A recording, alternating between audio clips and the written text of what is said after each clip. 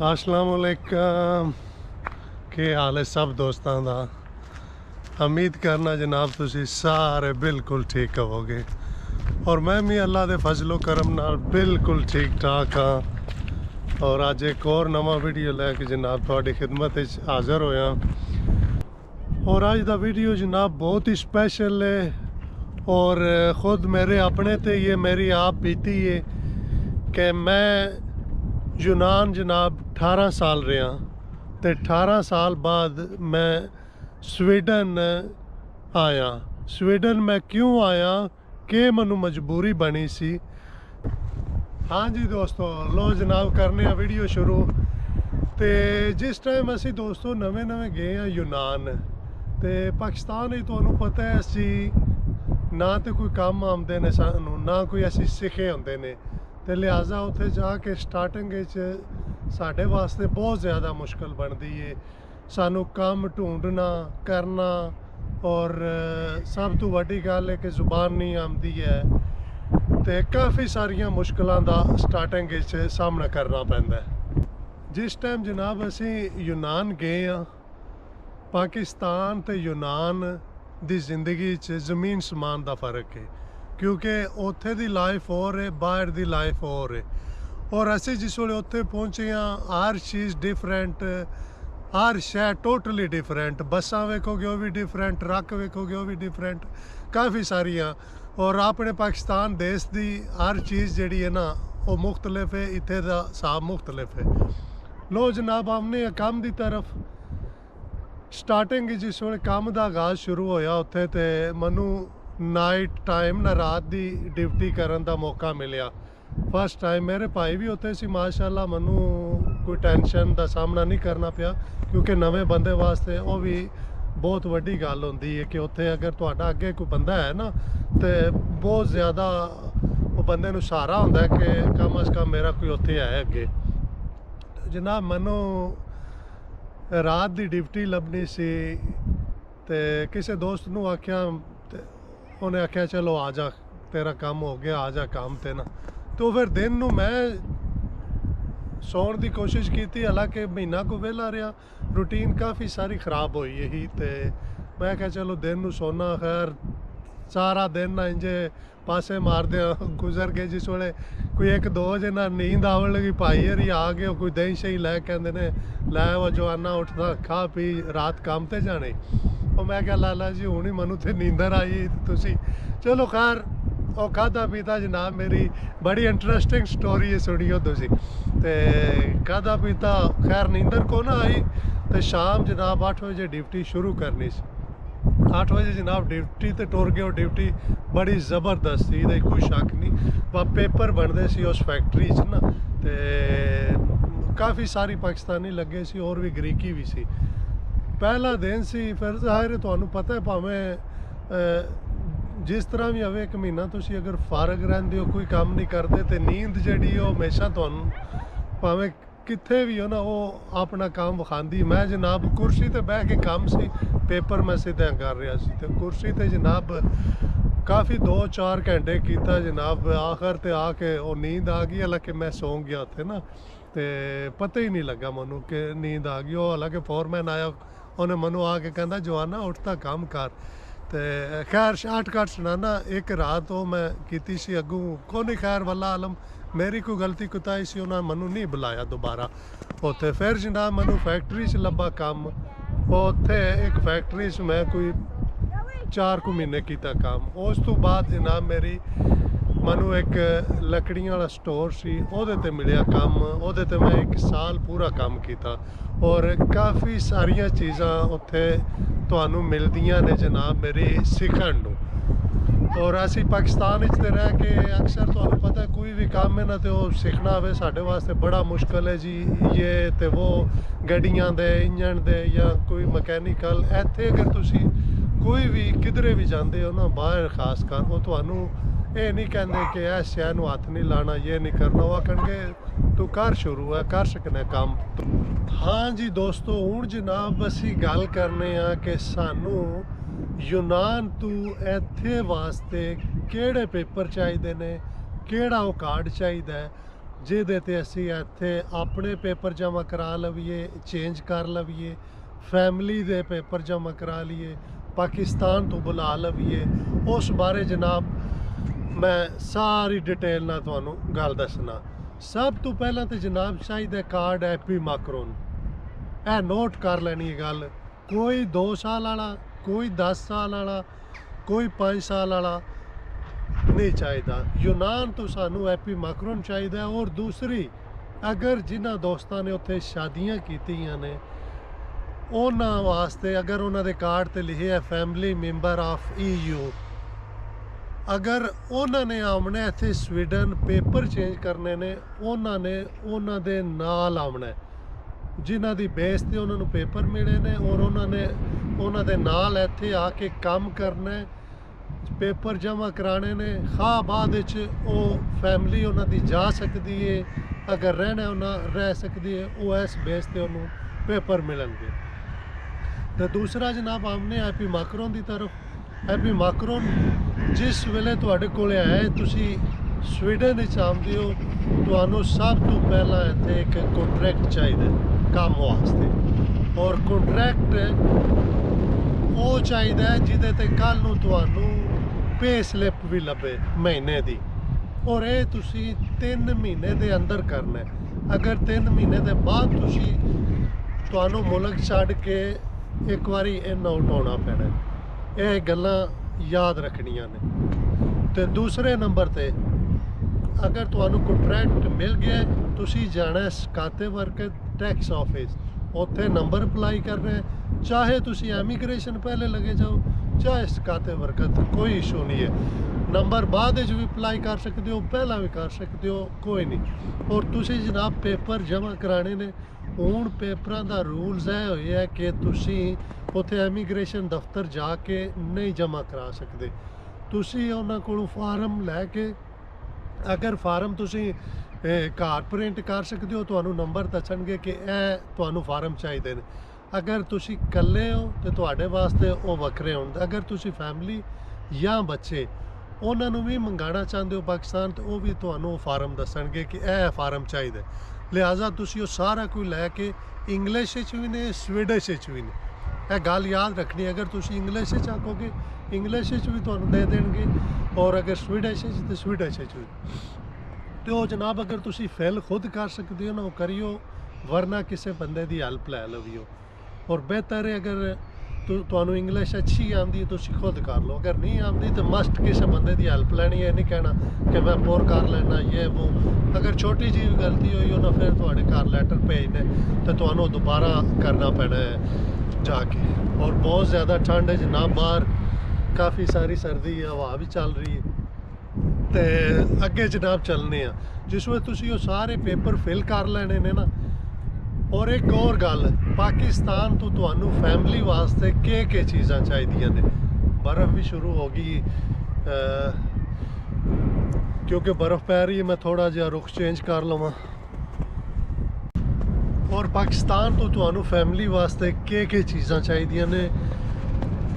Family registration certificate, ਨਿਕਾਹਨਾਮਾ English ਵਿੱਚ ਬੱਚਿਆਂ ਦੇ,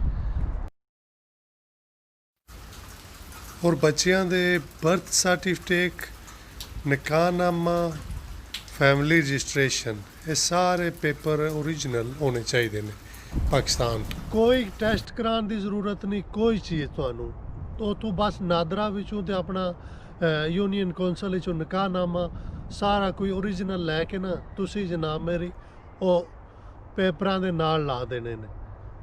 ਔਰ ਬਾਅਦ ਵਿੱਚ ਜਾ ਕੇ ਤੁਸੀਂ ਅਗਰ ਪੋਸਟ ਕਰਨੇ ਨੇ ਐਮੀਗ੍ਰੇਸ਼ਨ ਨੂੰ, ਪੋਸਟ ਵੀ ਕਰ ਸਕਦੇ ਹੋ। ਅਗਰ ਤੁਸੀਂ ਐਮੀਗ੍ਰੇਸ਼ਨ ਦਫ਼ਤਰ ਜਾ ਕੇ, ਅਗਰ ਤੇ ਕੋਈ ਬੰਦਾ ਸਟਾਕਹੋਮ ਸਿਟੀ 'ਚ ਉੱਥੇ ਸੁਮਦੇ ਬੈਰੀ, ਸਟੇਸ਼ਨ ਦਾ ਨਾਮ ਵੀ ਸੁਮਦੇ ਬੈਰੀ ਹੈ, ਤੇ ਉੱਥੇ ਨਾਲ ਬਿਲਕੁਲ ਬੋਰਡ ਵੀ ਲੱਗੇ ਨੇ ਬਕਾਇਦਾ, ਉੱਥੇ ਉਹ ਪਤਾ ਲੱਗ ਜਾਂਦਾ ਜਾਂ ਕਿਸੇ ਕੋਲ ਪੁੱਛ ਲਈਦਾ, ਤੇ ਉਹ ਜਾ ਕੇ ਤੁਸੀਂ ਉੱਥੇ ਜਮ੍ਹਾਂ ਕਰਾ ਸਕਦੇ ਹੋ।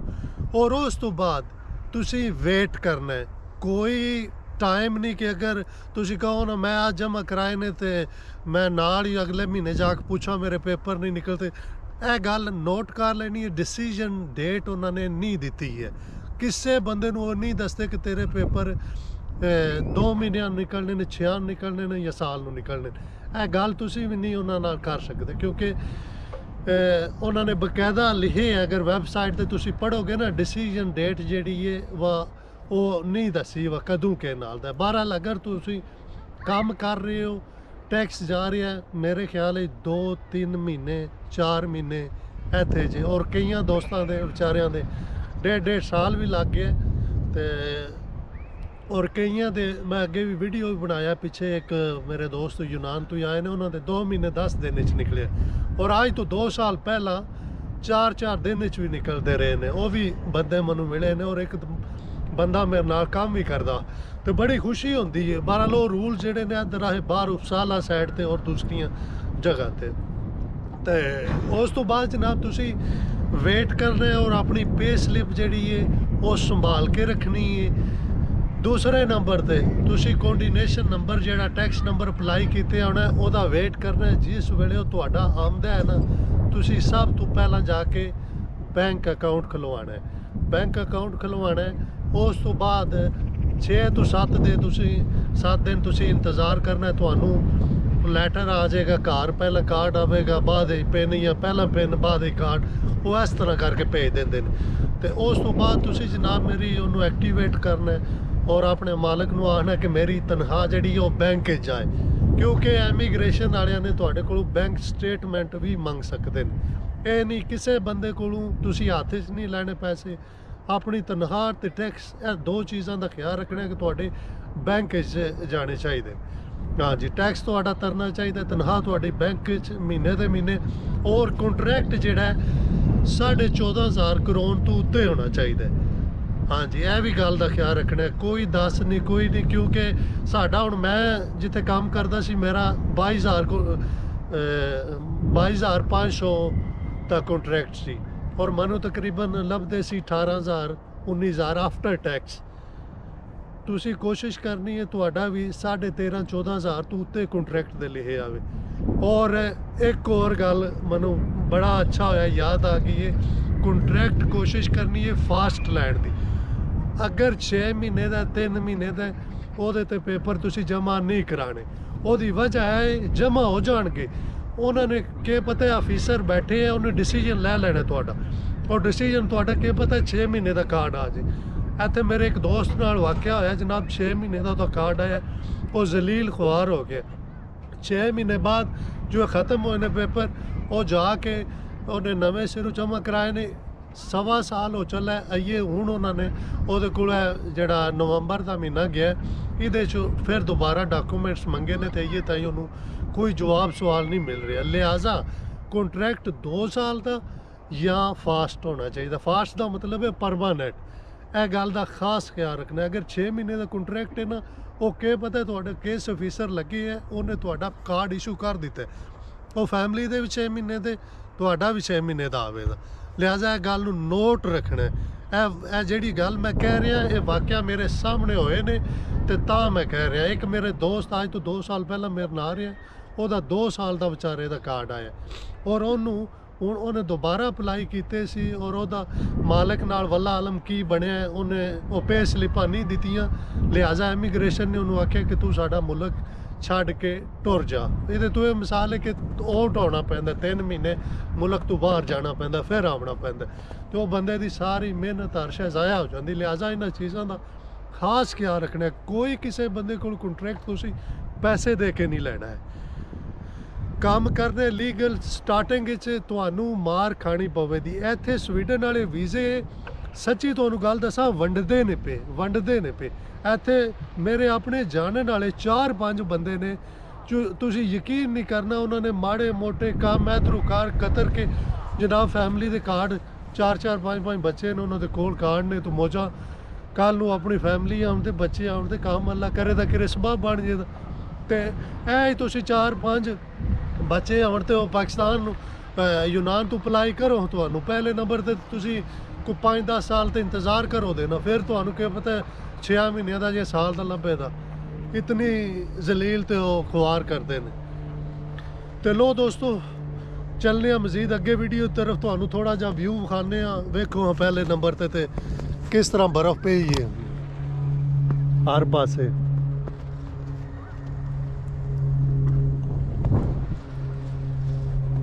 और उतों आइए बर्फ पै रही है। लो जनाब चलने अगे वीडियो की तरफ। जी दोस्तों हुण जनाब गल करने रहायशां दी कि इत्थे तुसीं किस तरह आ सकते हो, किस तरह तुहानूं मकान मिल सकता है।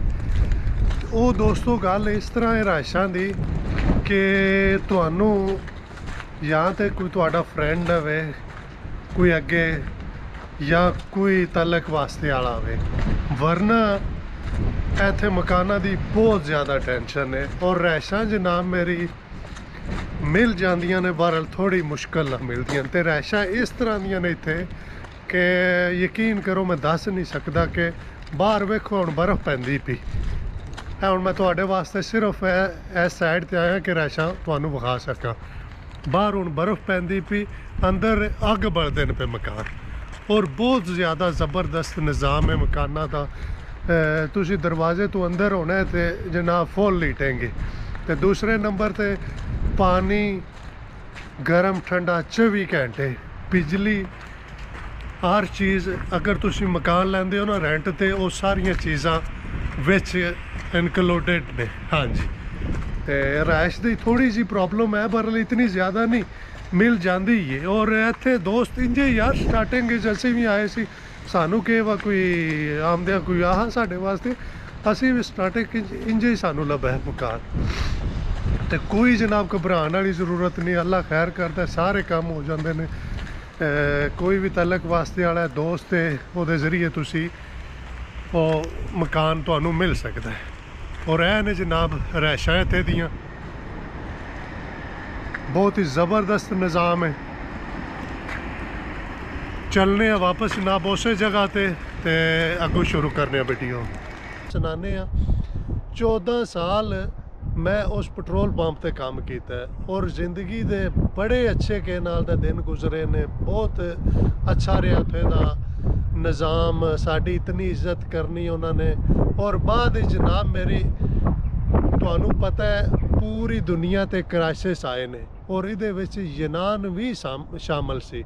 और उत्थे भी जनाब मेरी क्राइसिस आए ने। वो ही बंदे जिन्हां कोले मर्सिडीज गड्डियां हियां, वो ही बंदे जेड़े इतनी मसलन अयाशी करते सी। उत्थे यूनान च हिसाब है कि अगर उन्होंने दिन दे कमाए ने ना 30-35 यूरो कर लो, नॉर्मल एक दस रहा मैं, 40-40 50-50 भी लैंदे ने, मैं आम बंदे की गल कर रहा। उन्हों का काम है सुबह काफे, तिरोपीता, ब्रैड। ये दिन नू जनाब मेरी कोई सुवलाकी खा ली, कोई इस तरह थोड़े जे याश पसंद ने। असी लोग पता है, सानू पता होंदा कि साढ़े पिछे भी जी हैं ने, पाकिस्तान भी के नाल दा, असी सारा वो कोई ज़हन च होंदा, लिहाजा असी अपने हिसाब नाल ही काम करने। घरों रोटी पका के लियावनी, अपने दिन नू खा लैनी, कदे बाहरों खा लिया।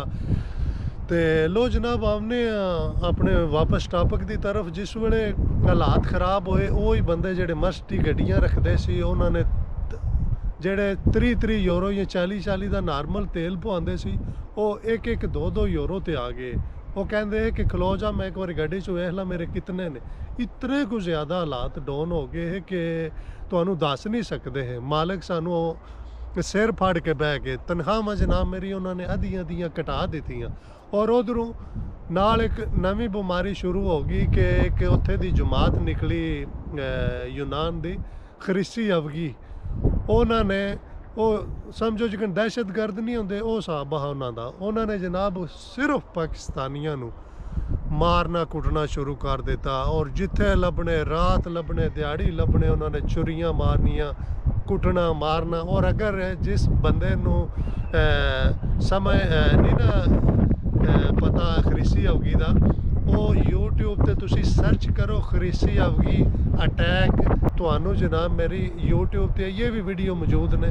वाम दे उन्होंने सिर पाड़े ने उत्थे ते पुलिस भी कुछ नहीं सी करती, पुलिस भी उन्हों का साथ देती सी। और मेरे सामने एक दोस्त सी शेखूपुरे का, पेट्रोल पंप ते काम करता, वो बेचारा छुट्टी करके गया, बस स्टॉप ते बैठे सी तो मार के छुरी वो कोलों जनाब जे को होंदा हा वो खोह लै। और उस जमाने विच साडी ग्रीकी जेडे ने ना, गोरे यूनान दे बंदे जेडे ने, उन्होंने ग्रीकी उत्ते कहने।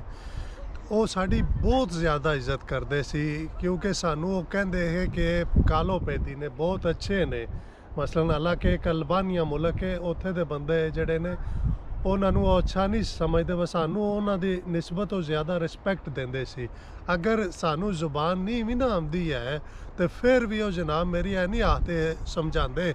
ਸਾਡੇ ਪਾਕਿਸਤਾਨ ਹੁਣ ਮਿਸਾਲ ਲੈ ਲਓ ਤੁਸੀਂ, ਅਗਰ ਕਿਸੇ ਬੰਦੇ ਨੂੰ ਜ਼ੁਬਾਨ ਨਹੀਂ ਆਉਂਦੀ ਤੇ ਕੰਮ ਤੇ ਲੈ ਜਾਓ ਕਿਰੇ ਤੇ ਆਖਣ ਅਸੀਂ ਇਹ ਸੋਚ ਕੇ ਉਹ ਇਹਨੂੰ ਤੇ ਜ਼ੁਬਾਨ ਹੀ ਨਹੀਂ ਆਉਂਦੀ, ਇਹਨੂੰ ਸਮਝਾਵਾਂ ਦੇ ਕਿਕਣ। ਤੇ ਕਾਫੀ ਸਾਰੀਆਂ ਮੁਸ਼ਕਲਾਂ ਦਾ ਸਾਹਮਣਾ ਸਾਨੂੰ ਪਹਿਲਾਂ ਹੀ ਨਜ਼ਰ ਆਉਂਦਾ ਹੁੰਦਾ। ਤੇ ਗੋਰੇ ਨੇ ਨਾ ਜਨਾਬ, ਇਹਨਾਂ ਨੂੰ ਉੱਥੇ ਬਿਲਕੁਲ ਇਹਨਾਂ ਚੀਜ਼ਾਂ ਨਾਲ ਕੋਈ ਨਹੀਂ, ਉਹ ਸਾਨੂੰ ਦੱਸ ਸਕਦੇ ਹੈ ਕੰਮ ਕਰ ਰਿਹਾ ਇਹ ਉਹ ਵਗੈਰਾ। ਤੇ ਅਸੀਂ ਉਹ ਜਨਾਬ ਮੇਰੀ ਬਗੈਰ ਯੈਸ ਨੋ ਕੀਤੀ ਉਹਨਾਂ ਅਸੀਂ ਕਰ ਛੱਡਦੇ ਹੈ। ਤੇ ਲੋ ਜੀ ਜਨਾਬ ਆਉਨੇ ਅਗਲੇ ਸਟੈਪ ਦੀ ਤਰਫ ਹੈ। ਤੁਹਾਨੂੰ ਮੈਂ ਆਪਣੀ ਆਪ ਬੀਤੀ ਸੁਣਾ ਰਿਹਾ ਕਿ ਮੈਂ ਕਿਸ ਤਰ੍ਹਾਂ ਉੱਥੇ ਯੂਨਾਨ ਵਿੱਚ ਮੇਰੇ ਨਾਲ ਮਸਲਨ ਮੇਰੀ ਲਾਈਫ ਕਿਸ ਤਰ੍ਹਾਂ ਗੁਜ਼ਰੀ ਹੈ ਤੇ ਮੈਂ ਕਿਉਂ ਮਜਬੂਰ ਹੋਇਆ ਸਵੀਡਨ ਆਉਣ ਤੇ। ਤੇ ਦੋਸਤੋ ਉਸ ਤੋਂ ਬਾਅਦ ਮੈਨੂੰ ਜਾਬ ਮਿਲੀ ਪੈਟਰੋਲ ਪੰਪ ਦੀ, ਔਰ ਉਹ ਮੈਨੂੰ ਸਿਰਫ 7 ਦਿਨ ਵਾਸਤੇ ਜਾਬ ਮਿਲੀ ਕਿਉਂਕਿ ਇੱਕ ਲੜਕੇ ਦਾ ਐਕਸੀਡੈਂਟ ਹੋਇਆ ਸੀ ਮੋਟਰਸਾਈਕਲ ਤੇ ਉਹਨਾਂ ਨੇ ਕਿਹਾ ਕਿ 7 ਦਿਨ ਵਾਸਤੇ ਤੂੰ ਆ ਜਾ। ਤੇ ਪੈਟਰੋਲ ਪੰਪ ਦਾ ਕੰਮ ਮੈਂ ਜ਼ੀਰੋ ਸੀ, ਮੈਂ ਕਦੇ ਨਾ ਕੀਤਾ ਨਾ ਕੋਈ। ਔਰ ਬਾਹਰ ਪੈਟਰੋਲ ਪੰਪ ਵਿੱਚ ਤਕਰੀਬਨ ਬਾਹਰ ਵਾਲਿਆਂ ਬੰਦਿਆਂ ਯੂਨਾਨ ਵਾਲਿਆਂ ਨੂੰ ਖਾਸ ਕਰ ਪਤਾ ਹੈ ਕਿ ਉਹਦੇ ਵਿੱਚ ਪੈਟਰੋਲ ਗੱਡੀਆਂ 'ਚ ਪਾਉਣਾ, ਡੀਜ਼ਲ ਪਾਉਣਾ, ਕਾਰ ਸਰਵਿਸ, ਟੋਟਲੀ ਸਾਰਾ ਕੰਮ ਹੁੰਦਾ ਵਿੱਚ। ਇਹ ਨਹੀਂ ਕਿ ਸਿਰਫ ਪੈਟਰੋਲ ਹੀ ਕੇ ਨਾਲ ਦਾ ਤੁਸੀਂ ਪਾਉਣਾ, ਸਾਰੇ ਸਾਰਾ ਜਿਸ ਪੈਟਰੋਲ ਪੰਪ ਤੇ ਮੈਂ ਕਰ ਰਿਹਾ ਤਕਰੀਬਨ ਸਾਰਾ ਕੰਮ ਉਹਦੇ ਵਿੱਚ ਆਉਂਦਾ ਸੀ। ਉੱਥੇ ਗਿਆ ਜਨਾਬ, ਨਵਾਂ ਬੰਦਾ, 4-5 ਅੱਗੇ ਆਪਣੇ ਭਾਈ ਸੀ ਮੇਰੇ, ਉਹਨਾਂ ਦੀ ਸਟੋਰੀ ਇੱਕ ਤੁਹਾਨੂੰ ਵੱਖਰੀ ਸੁਣਾਵਾਂਗਾ। ਹੁਣ ਮੈਂ ਨਾਂ ਤੇ ਨਹੀਂ ਉਹਨਾਂ ਦਾ ਲਵਾਂਗਾ। ਬਹਰਹਾਲ ਇੱਕ ਗੱਲ ਮੈਂ ਤੁਹਾਨੂੰ ਦੱਸਾਂਗਾ ਕਿ ਜਿੱਥੇ ਵੀ ਤੁਸੀਂ ਆਪਣੇ 4 ਭਾਈ 5 ਪਾਕਿਸਤਾਨੀ ਉਹਨਾਂ ਪਤਾ ਨਹੀਂ ਕਿ ਯਾਰ ਤੂੰ ਆਪੋ ਇਸ ਸਾਡੀ ਨਹੀਂ ਬਣਦੀ। ਅੱਛਾ ਮੈਨੂੰ ਜਿਹੜਾ ਦੋਸਤ ਲੈ ਕੇ ਗਿਆ ਨਾ ਉੱਥੇ ਕੰਮ ਵਾਸਤੇ, ਉਹ ਕਹਿੰਦੇ 7 ਦਿਨਾਂ ਵਾਸਤੇ ਹੀ ਕੰਮ ਹੈ। ਤੇ ਮੈਂ ਕਿਹਾ ਚਲੋ ਕੋਈ ਨਹੀਂ 6-7 ਦਿਨ ਮੇਰੇ ਲੱਗ ਜਾਣਗੇ, ਅੱਛੀ ਗੱਲ ਹੈ। ਤੇ ਉਹ ਮਾਲਕ ਮੈਨੂੰ ਕਹਿੰਦਾ ਕਿ 2-3 ਦਿਨ ਜਨਾਬ ਉਹਨੇ ਗੱਡੀ ਲਿਆਉਣੀ, ਮੈਂ ਤੇਲ ਪਾਣਾ, ਉਹਨੇ ਮੈਨੂੰ ਦੱਸਿਆ ਇਹ ਉਹ ਸਾਰਾ ਕੋਈ ਨਾ। ਤਕਰੀਬਨ 18-19 ਸਾਲ ਬੰਦੇ ਦੀ ਉਮਰ ਹੋਵੇ ਤਾਂ ਪਤਾ ਤੁਹਾਨੂੰ ਉਹ ਬਚਪਨਾ ਹੁੰਦਾ ਬੰਦੇ ਦਾ, ਉਹਦੇ ਵਿੱਚ ਤੇ ਤੁਸੀਂ ਜਿਹੜੀ ਚੀਜ਼ ਚਾਹੋ ਸਿੱਖ ਸਕਦੇ ਹੋ। ਖੈਰ ਉਹਨੇ ਮੈਨੂੰ ਕਿਹਾ ਕਿ ਤੂੰ ਕਿੱਥੇ ਕੰਮ ਕਰਨਾ ਹੈ, ਤੂੰ ਆ ਸਕਣਾ ਪੱਕਾ ਇੱਧਰ। ਮੈਨੂੰ ਕੋਈ ਥੋੜੀ ਜਿਹੀ ਸਮਝ ਆਈ, ਕੋਈ ਥੋੜੀ ਨਹੀਂ ਆਈ। ਮੈਂ ਲੱਗ ਕੇ ਮੇਰੇ ਦੋਸਤ ਕੋਲ ਜਿਹਨੇ ਮੈਨੂੰ ਆਂਦਾ ਨਾ, ਮੈਂ ਕਿਹਾ ਯਾਰ ਉਹ ਇੰਝ ਹੀ ਕਹਿੰਦਾ ਪਿਆ ਕਿ ਤੂੰ ਅਗਰ ਪੱਕਾ ਆਉਣਾ ਚਾਹੁੰਦਾ ਤੇ ਆ ਸਕਣਾ। ਉਹ ਕਹਿੰਦਾ ਹੱਸ ਕੇ ਕਿ ਪੱਕਾ ਹੁੰਦਾ ਕੰਮ ਤੇ ਮੈਂ ਆਪਣੇ ਭਰਾ ਨੂੰ ਨਾ ਬੁਲਾ ਲੈਂਦਾ ਇੱਥੇ। ਤੇ ਮੈਂ ਕਿਹਾ ਚਲੋ ਖੈਰ ਸਹੀ ਹੈ, ਹੋ ਸਕਦਾ ਮੈਨੂੰ ਗਲਤੀ ਲੱਗੀ ਹੋਵੇ। ਤੇ ਉਹ ਮਾਲਕਾਂ ਨੇ ਉਹਦੇ ਕੋਲ ਪੁੱਛਿਆ ਤੇ ਉਸ ਬੰਦੇ ਨੇ ਪਤਾ ਕੀ ਆਖਿਆ, ਉਹਨੇ ਆਖਿਆ ਕਿ ਬੰਦਾ ਫੈਕਟਰੀ 'ਚ ਪੱਕਾ ਲੱਗਿਆ, ਇਹ ਨਹੀਂ ਆ ਸਕਦਾ। ਲਿਹਾਜ਼ਾ ਖੈਰ ਸ਼ਾਰਟਕਟ ਕਰਨਾ ਮੈਂ ਜਨਾਬ। ਤੇ ਮੈਨੂੰ ਮਾਲਕ ਨੇ ਨਾ ਹਫ਼ਤੇ ਬਾਅਦ ਕਹਿੰਦਾ ਅਗਰ ਤੂੰ ਕੰਮ ਕਰਨਾ ਚਾਹੁੰਦਾ ਤੇ ਆਪਣਾ ਕਾਗਜ਼ ਪੱਤਰ ਜਿਹੜਾ ਹੈ ਨਾ ਉਹ ਲੈ ਆ, ਤੇਰਾ ਟੈਕਸ ਸ਼ੁਰੂ ਕਰੀਏ।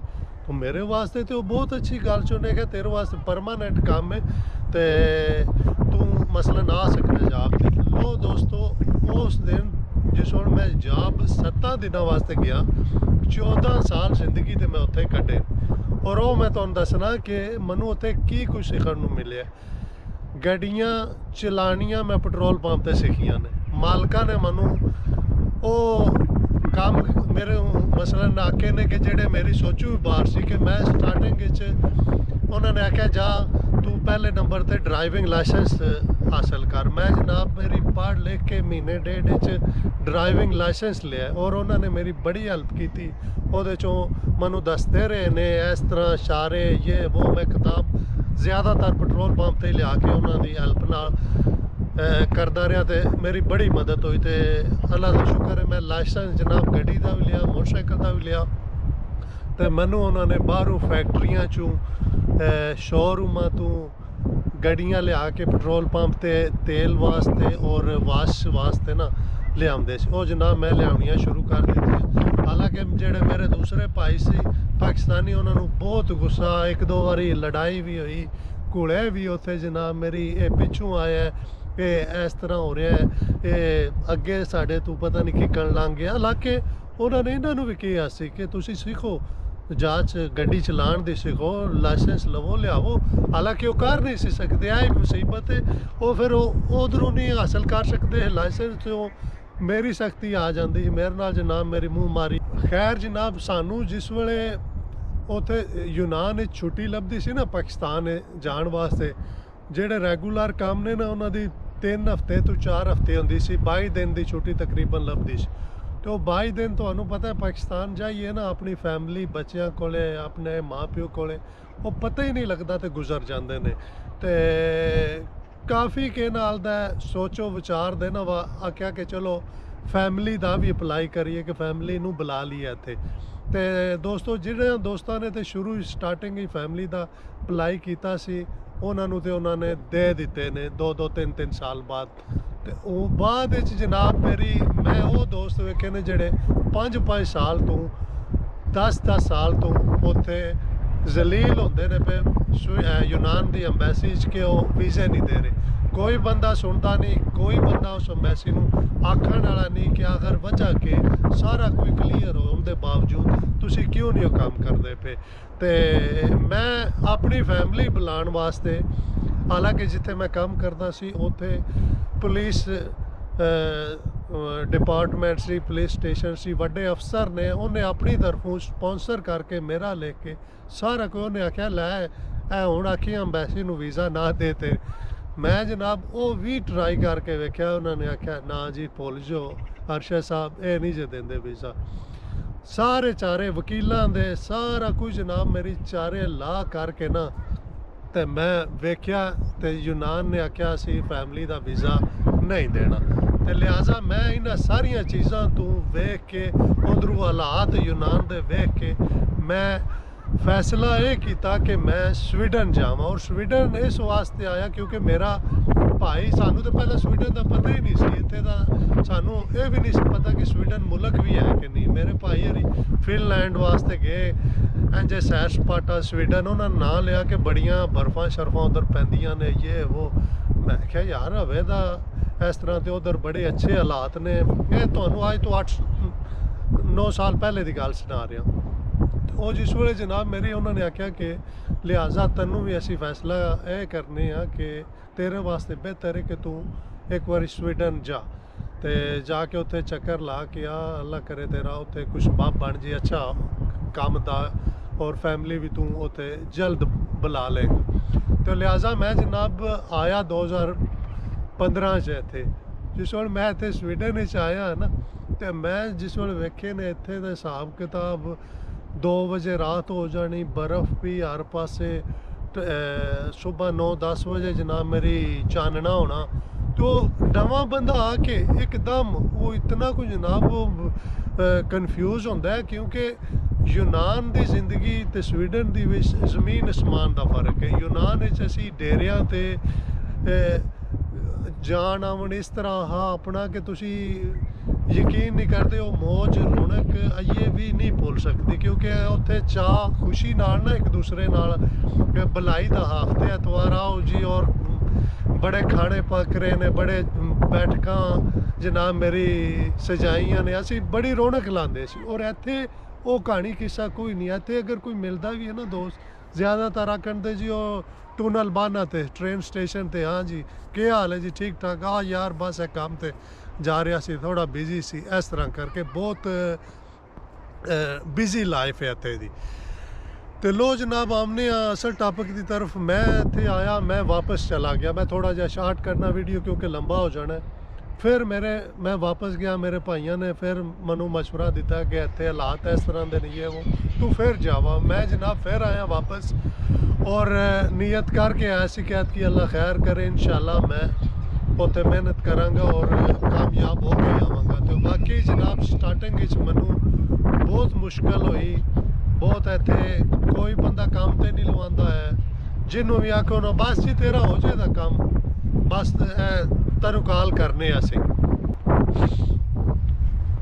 और मैं जनाब अपनी मदद आप दे तहत काम लोड़िया इत्थे।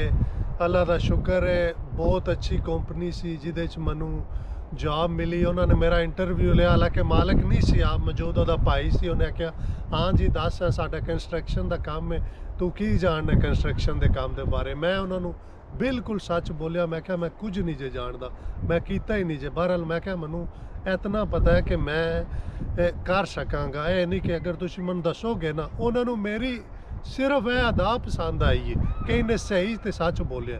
ਉਹਨਾਂ ਨੇ ਮੈਨੂੰ ਕਿਹਾ ਕਿ दूसरे दिन आके ना तीसरे अपने कपड़े लै जी, क्योंकि ड्रैस होंदा है ना, हर कंपनी का ड्रैस होंदा है, और एक स्पैशल कार्ड बनता है कंस्ट्रक्शन वास्ते कि जेड़ा असी जाके उत्थे इंटर होना होंदा है, इन आउट करना होंदा है। अक्सर मैं वीडियो च भी तुहानूं दस्सिया है। ते ओह जनाब अल्लाह दा शुक्र है, मैनू 6-7 महीने बाद मैनू पेपर जमा मैं स्वीडन दे कराए। तकरीबन 6-7 महीने बाद मैं अपनी फैमिली दे पेपर जमा कराए ने। ते 20 दिन बाद मैनू खुशखबरी आ गई कि मेरे पेपर डिसीजन हो गया है। और मोबाइल ते तुसी ऐप चेक कर सकते हो, सार कईयां दोस्तों नूं पता होवेगा ते कईयां नूं नहीं। वो जनाब मैनू इतनी खुशी हुई कि मैं दस नहीं सकता कि 20 दिन बाद, हालांकि मैनू यकीन ही नहीं हो रहा। उन्होंने जनाब मेरा कार्ड मैनू इत्थे दिता है, मेरी फैमिली का कार्ड उन्होंने गुजराले पहुँचाया है। कितनी खुशी वाली गल है जनाब, मैं गुजरात रहना तो गुजराले मैनू उत्थे पहुँचाया उन्होंने कार्ड। फिंगर वगैरह फोटो वगैरह वास्ते उन्होंने पहला बुलाया सी, वो ले ने, और बाद उन्होंने कार्ड इशू किया है। तो मैं तुहानूं दस नहीं सकता कि मैनू इतनी खुशी हुई। हालांकि मैनू यकीन ही नहीं हो रहा सी कि फैमिली के पेपर मैनू 7 महीने हो गए अपने जमा कराए, और फैमिली के पेपर मैनू 20 दिन बाद निकल आए। मैं समझो आज कराए ने ना पेपर जमा, 20 दिन बाद मेरा डिसीजन हो गया। और वो भी उन्होंने मैनू 5 साल का कार्ड दिता है, मेरी फैमिली का 5 साल, मेरा भी 5 साल। तो मैं अगर यूनान होंदा तो मेरी फैमिली नूं 2 साल का मिलना सी, फिर जलील खुआर होके फिर के पता 2 साल का। और वो भी उत्थे मैनू पता है जेडे हैं ना माशाअल्लाह, उत्थे साडे पेपरां लो यूनान बहुत पिछे रह गई है। और अक्सर लोगों के गिले शिकवे होंदे ने जी साडा कार्ड नहीं आया, उन्हें सानू फिर प्रिंट ववियोसी कर दी है कि आइए वेट कर, आइए तेरा नंबर नहीं आया। तो इत्थे जनाब मेरी अल्लाह का शुक्र है कि मैनू इतनियां दुश्वारियां का सामना नहीं करना पिया, तो मेरे जनाब मेरी पेपर क्लीयर हो गए। तो और मेरी फैमिली इत्थे मैं बुलाई है, और मैं अपना मकान लिया, रेंट ते रह रहा, और मैनू बहुत खुशी हुई है। इत्थे दी लाइफ, इत्थे दा हिसाब किताब है, लोग तुहाडे नाल बहुत अच्छा तावन करते हैं, कोई हसद नहीं करते, कोई बंदा तुहानू यह नहीं कहता हाँ जी यह गैर मुल्की है ये वो। इत्थे ज़्यादातर बंदे तकरीबन गैर मुल्की ने, और एक दूसरे नालों बहुत अच्छा तावन करते हैं। किसी भी दफ्तर जाते हो, किधरे भी जाते हो, तो तुहानू ये नहीं कहते कि आ गया यार पाकिस्तान का या इंडिया का या फलाना। वो सब नूं एक नज़र नाल वेखदे ने, क्योंकि दफ्तरां विच भी यूनान ते उत्थे ज़्यादातर पता जे अंदर ग्रीकी ने या उन्हां दे मुल्क दे ने, इत्थे ज़्यादातर तुसीं वेखोगे ना गैर मुल्की ने, अरबी ने, और ना मुल्कां दे कईयां। जेड़ा भी कोई अगर तुसीं खुद अगर इत्थे पढ़ते लिखते हो तो तुहानू भी अच्छी पोस्ट पर जनाब जगह देंगे कि यह नहीं कह ले कि तुहानू के नाल दा या मेरे यार कंस्ट्रक्शन का ही करना या कोई और। तुसी जिस तरह स्कूल जाते हो, जिस तरह तुसी सीखना चाहो, जे को पढ़ना चाहो, वो सब कोई कर सकते। तो लो जी जनाब, वीडियो काफ़ी लंबा हो गया, तो बहुत शुक्रिया सब दोस्तों का, दुआवां याद रखियो। तो इंशाल्लाह बहुत जल्द नवा वीडियो लैके तुहाडी खिदमत विच हाज़र होवांगे। तो रब सोने दे वाले अपना ख्याल रखियो। तो फिर जनाब आवे दी बहुत जल्द मुलाकात। अल्लाह हाफिज़।